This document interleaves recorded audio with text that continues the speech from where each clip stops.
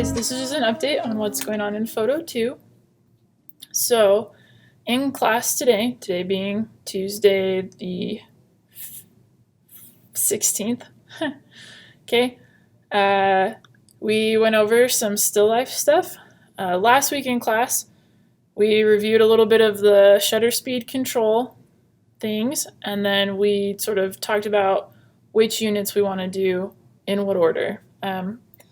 So basically, in case you missed it, basically what we're doing is we're taking like those same ideas and projects from semester 1, like Photo 1, and we're taking it to the next level. So we're doing like the same sort of projects, but we're like turning up the level, taking it a step further, okay? So in class today, we watched some videos about different types of, like some different tips for how to improve your still life photos. Okay, so I have 3 videos for how to take your still life to the next level. Please watch them. In class, we watched all 3 of them and we took notes on them. If you're taking notes, what you're doing is you're going to be choosing 2 to 3 things from each video that you find particularly helpful or particularly useful, that you're like, oh, that's a really good idea. I want to incorporate that into my project. Okay, so please watch through all of them, paying attention to things that will help you be a better photographer.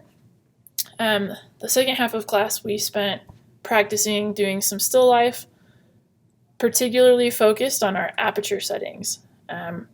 Next week, we're going to be doing, like, we're going to have homework, basically, where we have to do different aperture control settings as our homework. So you're going to have to do one where you use a deep depth of field and one photo where it's a shallow depth of field.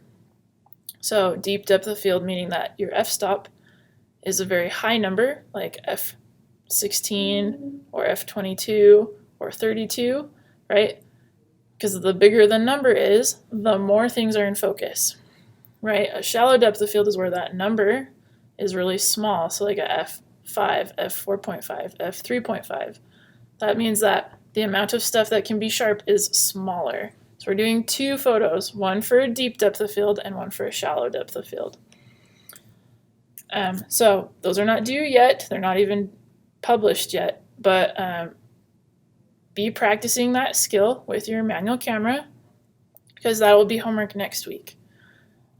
This week, your homework is to be thinking about what kind of object or what sort of prop or objects would you want to photograph to make an advertisement. So we're doing another advertisement project, but this one is going to be even better. And I'm working on getting all of our Photoshop stuff set up so that way we can actually like use real Photoshop and really like make our images really excellent. From what I know, the way that our licensing works for our Adobe stuff, for our Photoshop program, I believe we can set you up to do it at home. I'll need to do research into how that works, like how to get you set up so that you can do your Photoshop stuff at your house if you're online only. So give me like a week or 2 and then I will let you know how that's going to work if you're interested in using Photoshop at your house on your home computer. It will not work on a Chromebook. It only works on desktop, like on actual laptops, not Chromebooks. Chromebooks only use the internet.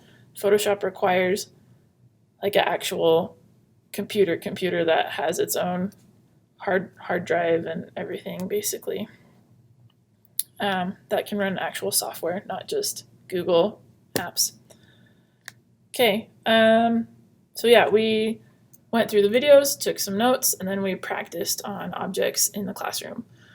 So if you're not sure what to do, practice still life at home, okay? There wasn't an assignment to turn in anything. It's just be practicing those skills. Next week is when there's going to be some work to turn in. Okay, let me know if you have questions or concerns, and I will talk to you later.